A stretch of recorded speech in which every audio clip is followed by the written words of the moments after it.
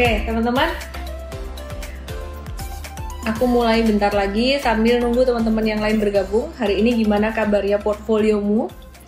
Yang ngikutin kita M-Trade untuk ngisi portfolio sebagian besar dengan BCA, BRI, nggak kecewa kan? Ya, jadi jadi mindsetnya adalah kita follow the big money. Kita follow ikan besar itu kemana? Karena kita tuh ikan kecil-kecil, jangan jalan di depan ikan besar. Nanti ikan kecil-kecil jalan depan ikan besar, nanti bisa dimakan sama ikan besar. Oke, aku diketawain ya sama temanku. Bikin gak fokus beneran. Oke. Ya, teman-teman. Intinya adalah kita ngikutin ikan besar. Ikan besar itu adalah big money atau investor besar, baik investor lokal, domestik maupun investor asing, ya. Jadi seperti yang saya bilang kemarin, kita watch untuk saham-saham perbankan yang bakal gerak duluan. Jadi ya, anyway, hari ini IHSG breakout. Aku kasih lihat ya. Aku kasih lihat IHSG kayak gini.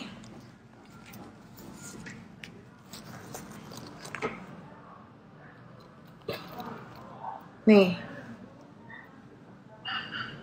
Ini IHSG, teman-teman perhatikan, dia menguji resisten 6740 itu lama banget ya, dari tahun 2021, ini di bulan Oktober, terus kemudian November, Desember, ada 1, 2, 3, 4, 5, 6, 7, 8, 9, 10, sekitar 9 sampai 10 kali diuji, dan hari ini breakoutnya bagus banget.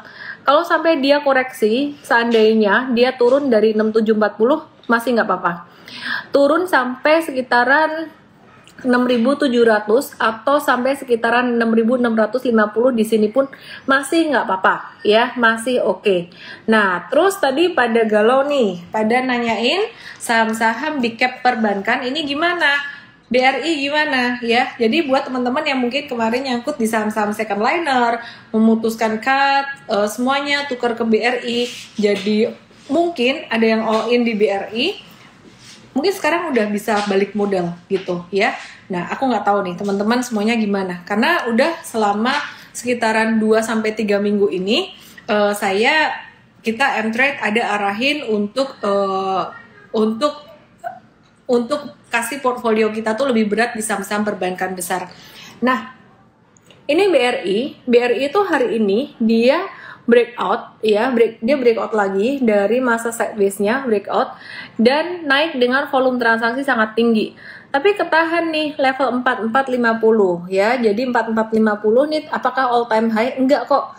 Dia belum all time high. All time high-nya sekitaran level 4800. Jadi di sini nih, ini level 4800 ya. Aku kasih ini ya.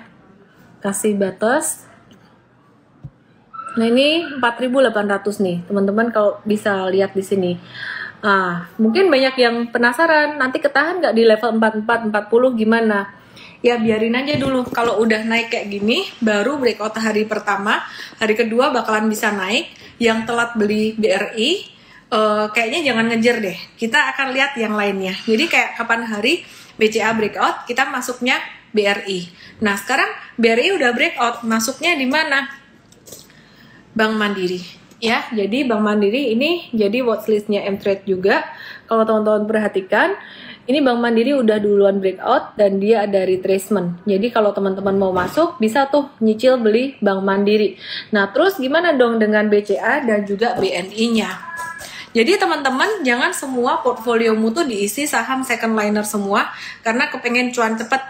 Kadang-kadang kita gedein di saham-saham big caps gini meskipun naiknya cuma single digit, tapi konsisten. Dia tuh sustainable terus. Bisa cuan banyak juga gitu. Jadi di portfolio investing saya nggak banyak sih, BCA saya baru returnnya sekitaran 20%. Kenapa dibilang nggak banyak? Karena sebenarnya di Maret 2020 dulu aku pernah beli dan jujur kata, to be perfectly honest, ada sempat kejual juga gitu. Jadi nyesel waktu itu dan saya sangat kembali merindukan masa-masa crash. Kalau crash lagi udah nggak usah mikir deh, BCA, BRI itu ambil aja. Sekarang masih bisa ada upside-nya meskipun bukan di level bottom. Nah, BCA sendiri gimana? BCA sendiri sekarang kalau kita perhatikan di sini, ini dia baru menguji resisten cukup kuat di level 7875. Apakah ada kemungkinan breakout? Bisa breakout ya. Mungkin dia akan konsolidasi dulu bentar, dia akan breakout gantian. Jadi habis BCA ada BRI, kemudian BCA, BNI, BMRI, baru BRI ini jalan belakangan. Terus ini banyak yang nanyain BRIS gimana, bakalan mantul nggak? Kalau diperhatiin sih BRIS sekarang memang kayaknya udah ketahan ya, udah ketahan di area support gitu. Dan ini kalau teman-teman perhatikan, ya, nah ini udah ketahan di area support ya di sini. Terus di sini kalau teman-teman perhatikan, volumenya hijau udah mulai lumayan tinggi. Jadi kemungkinan akan ada tanda-tanda akumulasi lagi. Tapi trennya masih belum sebagus saham-saham big cap perbankan. Karena investor besar masih banyak masuk ke situ. Nah, aku mau move ke sektor CPO nih. Sektor CPO, teman-teman kalau perhatiin,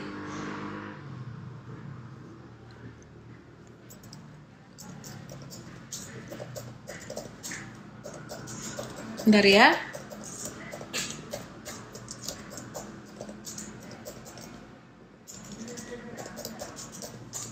Oke, CPO ini kalau teman-teman perhatiin, kita udah bahas CPO tuh dari beberapa hari yang lalu.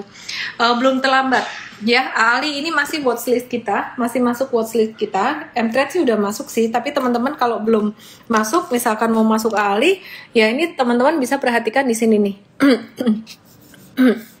Ini volume transaksinya tinggi, hijau dan volume transaksinya tinggi di sini. Nah ini tanda akumulasi. Ada potensi dia akan bisa jalan gitu, wait and see. Tapi kalau saya pribadi, saya instead of Ali, saya lebih suka dengan saham LSIP dari sektor CPO. Seperti yang udah saya bilang kapan hari, M-Trade ya, is not just Alan gitu, but the whole team yang prepare data ini semua juga gitu ya. Nah, teman-teman perhatikan, ini ada breakout satu dengan volume transaksi lumayan tinggi, dan kemudian dia turun di sini, ini normal correction, dan ini bagus banget patternnya karena dia ngebentuk higher low. Jadi ini di sini ada satu low. Ini kalau saya bisa gambar. Nah, terus di sini dia ada low lagi, gitu ya. Jadi dia ngebentuk higher low. Dan ini tanda bagus banget bahwa dia mengawali uptrendnya. Buat yang belum punya, gimana pilih Ali atau LSIP? Belum telat sih kalau mau masuk LSIP. Ya, jangka pendek dia akan menuju ke 1350. M-Trade udah masuk duluan LSIP-nya. Jadi buat yang pengen dapat signal saham lebih cepat, ya teman-teman masuk aja ke ini as a VIP user. LSIP ya, jangka pendeknya ini kebeli 31 Januari, sekarang kita masih ngehold gitu. Dan ini juga ada jangka menengah juga sih, untuk LSIP kita akan keluarin petunjuk untuk jangka menengah juga. Nah terus untuk dari sektor CPO, oke. Dari sektor CPO kita juga ngelihat DSNG ini juga cakep banget nih teman-teman ya. M-Trade juga ada trading ini nih DSNG. Jadi kapan hari dia ada naik dengan volume transaksi tinggi banget di sini ya. Nah ini dia ada retrace 3 hari, kemudian hari ini mantul dan masih bisa naik lagi. Oke, jadi hari ini tadi best price-nya masuk, M-Trade udah masuk. Disclaimer teman-teman. Terus kita ada watch saham yang lain di luar sektor CPO ini, tapi masih ada kaitannya dengan sektor komoditas. Ya, ini our favorite lately ya untuk trading, Medco. Ini kita udah masuk dari sini. Dan ini kita udah bahas dari sini. Di IG Live saya juga udah ada beberapa kali bahas gitu ya. Nah, kemudian sampai di sini nih. Ini udah confirm uptrend, breakout dari MA 200-nya. Dia bakalan bisa sampai menuju ke 640. Nah, 640 tuh dia level tertingginya dari di sini nih. Nih. Di Oktober 2021 di sini ya. Nah, jadi komoditi masih bakalan oke nih. Jadi instead of consumer good, kita ngelihatnya komoditi yang bakalan jalan duluan. Jadi perbankan, terus komoditi, habis komoditi kayaknya properti, habis itu baru yang terakhir consumer good tuh belakangan banget. Karena dia bertolak belakang dengan CPO. Kalau CPO masih naik, ya consumer good masih akan tertahan gitu. Teman-teman, malam hari ini IG live aku nggak lama ya, karena ini aku masih stuck di luar ya, jadi masih perjalanan balik rumah. Lumayan capek juga, pokoknya intinya isinya IG live-nya singkat, padat, dan nendang ya. Oke. Terus watchlist kita apa? Kita lagi watch saham yang lain juga selain dari sektor CPO dan sektor komoditi batubara. Kita lagi nge-watch Toba. Toba ini TBS Energi Utama. Kapan hari kita sempat nge-live dengan wakil direkturnya yaitu Pak Pandu Syahrir. Nah, kalau aku sih di Toba ini kita ngelihatnya secara teknikal dalam jangka pendek. Dalam jangka pendek ini teman-teman kalau diperhatiin nih, aku kasih lihat chartnya ya. Sebentar, aku kasih lihat chartnya. Nah, nih teman-teman bisa lihat. Teman-teman bisa lihat nih. Ini menarik nih.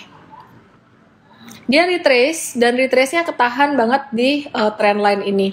Terus hari ini tadi dia sudah sempat menghijau dikit dan warnanya hijau. Jadi besok kayaknya nih ya ada kemungkinan kita akan buy on retracement gitu.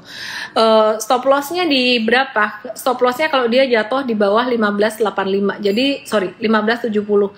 Jadi 1570 ini merupakan sebenarnya best price kita gitu. 1570 sampai 1575. Disclaimer ya teman-teman ya, aku bukan lagi mau ngepom-pom Toba, tapi memang kalau teman-teman tahu ngebaca chart memang dia lagi bagus gitu.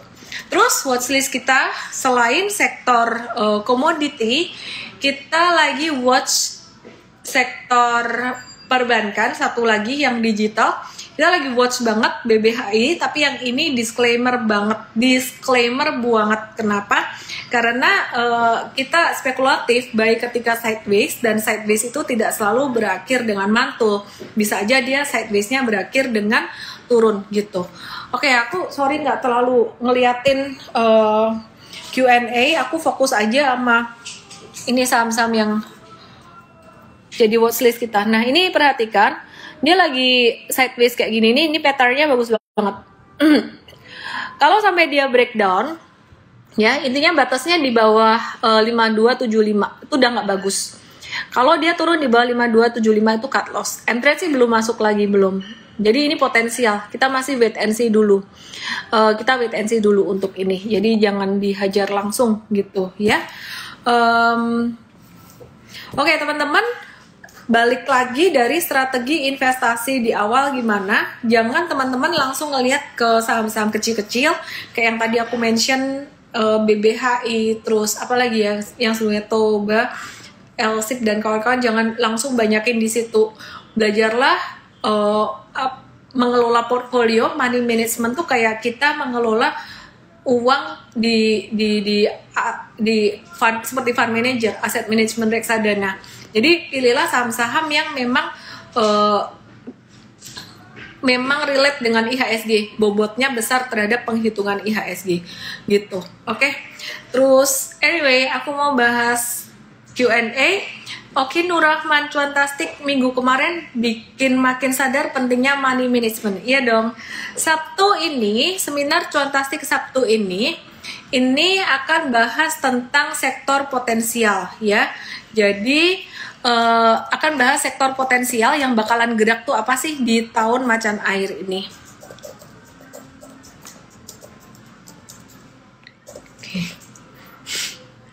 Oke, ya. Jadi teman-teman, tadi aku udah bahas kilas, mungkin yang jalan pertama sektor perbankan dulu. Kalau aku perhatiin sektor komoditi, habis itu.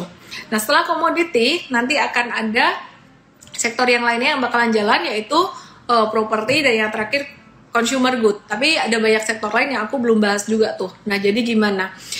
Besok akan dibahas detailnya hari Sabtu, dan juga mengapa sektor-sektor itu potensial. Oke. Selain sektor komoditi, batubara, dan juga oil, CPO, aku mau highlight juga untuk semen. industri semen. Semen ini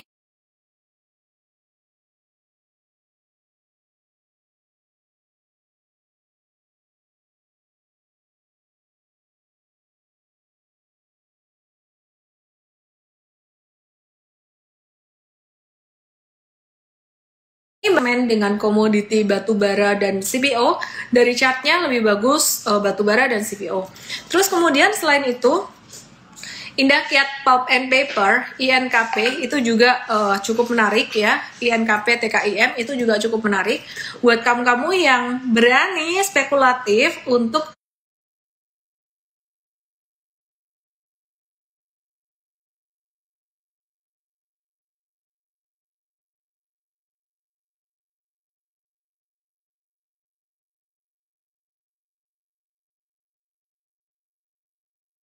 value investing paling enggak sampai 6 bulan sampai setahun ke depan kayaknya sih bisa nih ya, jadi bisa gitu.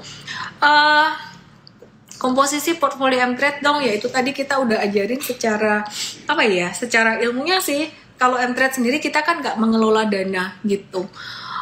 Oke, MPPA gimana? Laila Munanda nanya, MPPA ya ini saham-saham grup Lipo beberapa hari ini lagi aktif nih. MPPA, MLPL. Cuman kalau ngelihat trennya lagi downtrend banget. Be very careful, kita ngelihatnya ini naiknya cuman sementara doang. MLPL kemungkinan dia bakalan naik sampai 318 sampai 320 doang. Terus kemudian MPPA ini kemungkinan dia akan naik sampai 462-an aja kalau ngelihat chartnya. Jadi be very careful. Terus ada sentimen positif juga dari Mahaka Radio Integra dari aplikasinya Noise. Ini kayaknya bakalan banyak seleb yang bakalan masuk dan juga invest. Salah satunya adalah Raffi Ahmad dari Rans Entertainment, dan kayaknya sih nggak tahu ya, mungkin Deddy Corbuzier bakalan masuk juga kali ya. Secara teknikal dia lagi ketahan MA 200-nya, tapi dia ada reversal pattern bentuk V kayak gini, jadi ini baru masuk watchlist aja. M-Trade sih belum masuk ke sini, tapi kita lagi nge-watch aja dulu gitu. Oke, terus yang penting senyum dulu. Aku ngantuk guys, aku harus pulang rumah. Yang penting minum dulu.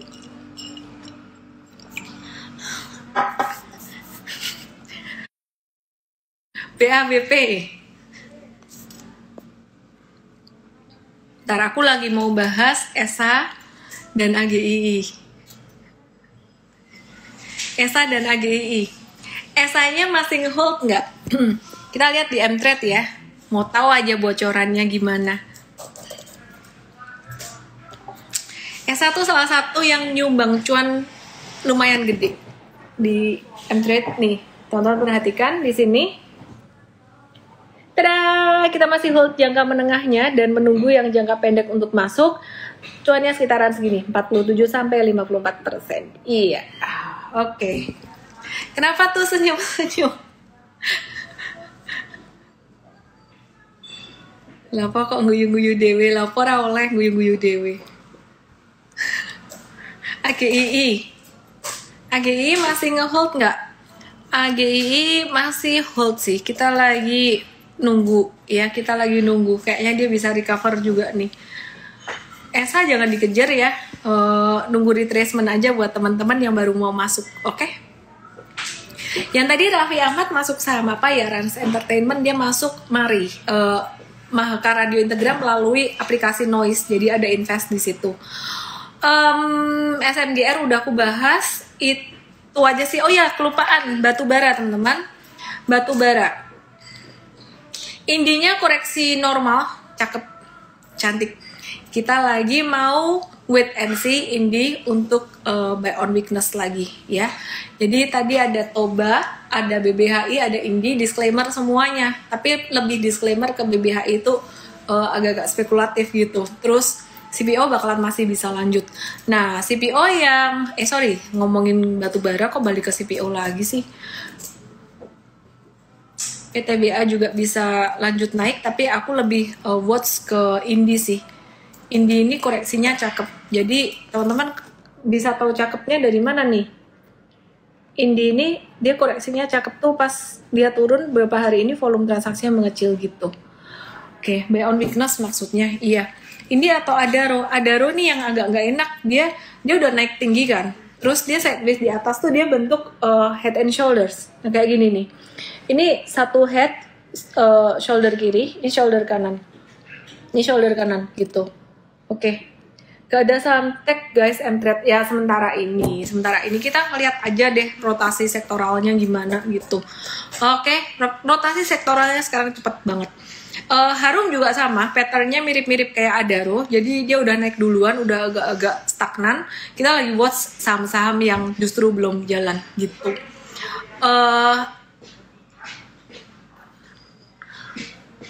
Corpic Closer, Bumi Energi mau merger, dengar-dengar rasio 1 Bumi 1 Energi, biarin aja lah. MTech dan ASLC.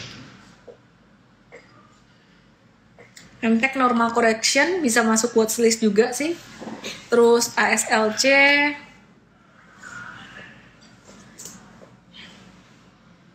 ya wait and see dulu. Amar tanggapannya gimana di akhir sesi dibanting? Gak ada tanggapan apa-apa. Saham ini very fluktuatif banget, liar banget buat swing trader. Swing trader, buat scalper aja. Oke. Ini aku mau ngebahas pertanyaan dari Nurdiansyah Adewa. Mau nanya apa ada kaitannya antara The Fed akan menaikkan suku bunga nanti di Maret dengan isu perang Amerika-Rusia. Minta pendapatnya. Serius. Ini mah nggak bercanda-bercandaan katanya. Ya, jadi apa ada kaitannya antara The Fed? Gak ada kaitannya sih sama perang Amerika, perang dagang kali ya.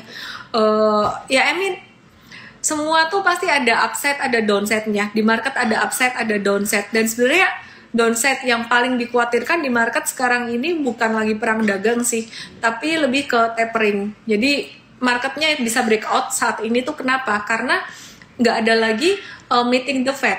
Coba bayangin nanti, perhatikan ya, bukan bayangin, perhatikan nanti begitu dekat meeting the Fed, pasti akan jadi stagnan lagi. Kayak kemarin beberapa waktu yang lalu, sekitar semingguan yang lalu tuh ada meeting FOMC the Fed, itu jadi stagnan. Tapi begitu udah keluar pengumuman, udah tahu nih bakalan dipercepat taperingnya. Orang-orang tuh udah anticipated, nggak indecision lagi. Mereka bisa mempersiapkan diri. Dan bagusnya buat Indonesia sih sebenarnya Indonesia lagi early recovery, dalam tahap awal mau growing, beda dengan Amerika dan China. Nah itu sebenarnya kabar baik banget buat Indonesia. Jadi meskipun masih ada COVID-19, bahkan taperingnya dipercepat, stimulus dikurangi, Indonesia masih dapat satu keuntungan, yaitu dia lagi di tahap early recovery, negara kita. Beda dengan China dan Amerika yang udah di akhir recovery.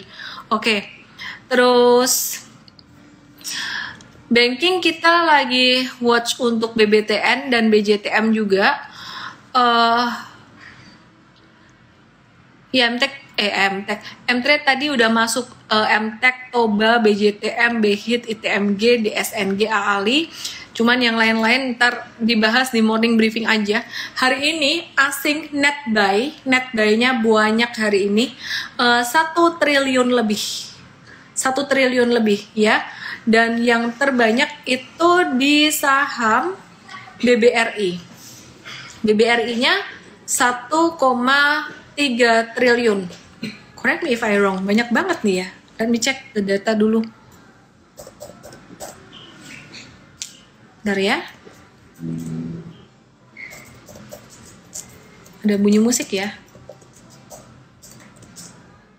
Oke. Ya, BRI hari ini diborong banyak banget ya, kayak yang aku udah ngomong, sotoy banget sih kayak aku udah ngomong. Jadi flow-nya tuh, polanya sebenarnya kelihatan banget. Abis asing kumpulin BCA triliunan, terus Bank Mandiri, BNI, TLKM, apa sih emiten yang bagus dan belum diborong? Ya BRI. Nah sekarang hari ini diborong banyak banget. Terus kemudian Telkom hari ini juga diborong 156,4 miliar. BCA masih dibeli 148 miliar.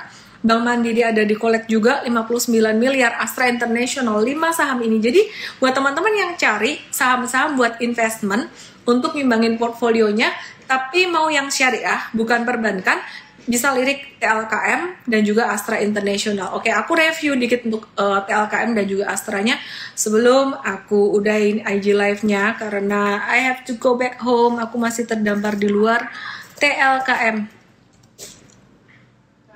terdampar di mana? Mau tahu aja. Di restoran, makan. Oke, ya, nih ya. Nih TLKM-nya, teman-teman kalau mau masuk buat investment bisa juga. Jadi ini bagus, dia habis koreksi normal, kena area support. Sebenarnya investment tuh nggak ngelihat kayak gini, nggak ngelihat technical support resistance gitu. Lebih ngelihat ke fundamental. Telkom sih bukan the best price, tapi buat kalian yang pengen cari yang syariah, nggak mau portfolionya terlalu bumpy, enaknya tuh gini loh teman-teman. Aku ngerasain sendiri setelah aku makeover portfolioku sejak beberapa bulan kemarin. Jadi November itu kan marketnya naik, terus kemudian November atau Oktober ya, Oktober deh kalau nggak salah. Marketnya naik, terus kemudian November Desember stagnan, cenderung stagnan sampai Januari Februari. Waktu itu aku ngerasa kayak wah kalau semua duit di saham ini dimasukin ke saham-saham yang buat trading, kayaknya aku bakalan kewalahan banget kalau harus mantau banyak saham kecil-kecil gitu. Sebagian sekitaran separuhan tuh aku masukin ke saham kayak yang aku udah cerita, BCA, BRI kayak gitu-gitu. Dan memang returnnya nggak bisa cepat, tapi sekarang ya udah lumayan lah, ada di satu portfolio BCA udah sampai 20%, ada di portfolio yang lain, di account yang lain tuh BCA-nya ya baru sekitaran 5% kayak gitu. BRI-nya udah mulai growing juga, tapi portfolionya tuh stabil, nggak terlalu sampai bumpy. Dan yang second liner udah mulai berbunga kayak ESA kayak gitu-gitu. Anyway, semua orang bisa benar bisa salah, aku juga bisa salah. Yang terpenting adalah kita manage risiko. Nomor satu banget, portfolio management yang di Mtrade tontonin seminar hari Sabtu kemarin, rekaman hari Sabtu kemarin. Ya, jadi bukan masalah beli saham berapa banyak untuk satu saham, tapi tiap saham tuh beda-beda. Saham yang kapitalisasinya gede, kamu boleh masukin lebih banyak, ya. Dan free floatnya gede dan diminati asing, boleh masukin lebih banyak gitu. Jadi nggak harus sama semuanya, kecuali buat trading ya. Trading itu kita bilang kalau bisa posisinya sama terus, jangan beda-beda. Misalkan 100 jutaan terus, 50 jutaan terus. Punya batas maksimal dalam membeli saham, biar nggak pakai emosi. Contoh, aku beli ESA, sejumlah uang, gak usah sebutin nominalnya ya. Terus dia naik nih, kencang naik. Nyesel nggak beli banyak? Nyesel, aku sih nyesel, ada nyeselnya. Tapi ya anyway, kita nggak pernah tahu market tuh kemana 100% tuh nggak pernah bisa tahu. Bayangin kalau misalkan turun, ya aku nggak nyesel beli segitu. Intinya tuh batasin aja maksimal berapa. Oke, kira-kira itu teman-teman. Terus ASII, aku kelupaan bahas ASII. Telkom dan ASII bukan buat short term. Telkom dan ASII, BCA, BRI, BNI, BMRI yang lagi koreksi itu buat long term. Dan ASII ini buat trader ini nggak cakep, tapi buat investor it's very beautiful pattern buat investor. Kenapa? Karena harganya turun, valuasinya dia turun. Ini masih ada subsidi dari pemerintah ya untuk PPNBM, dan kemudian teman-teman juga perhatikan, dia tuh punya Astra International, dia tuh punya anak usaha di bidang CPO, ini kena MA 200-nya, murah banget. Dia punya anak usaha di bidang CPO, ASII, yaitu Astra Agro Lestari dan United Tractors. United Tractors itu menyumbang 35% revenue dari Astra Agro Lestari ini di bidang kontraktor alat berat dan juga ada pertambangan batu bara juga gitu. Anyway, bakalan diuntungin banget dari komoditi juga. Jadi buat teman-teman yang mau cari emiten yang syariah, bisa tuh. Pilihannya selain saham-saham perbankan besar, bisa di TLKM atau ASII. Dan bahkan ASII ini secara teknikal tuh murah banget. Tebakan sotoy aku ya, abis perbankan, nanti kalau investor besar, investor asing mau borong-borong barang, mereka masih punya duit, mereka bingung masuk kemana, mereka akan masuk ke sini, ASII. Oke? Kenapa gak langsung ke United Tractor aja? Kan kita lagi sekarang ngomongin portfolio buat investment yang gede punya gitu, ya.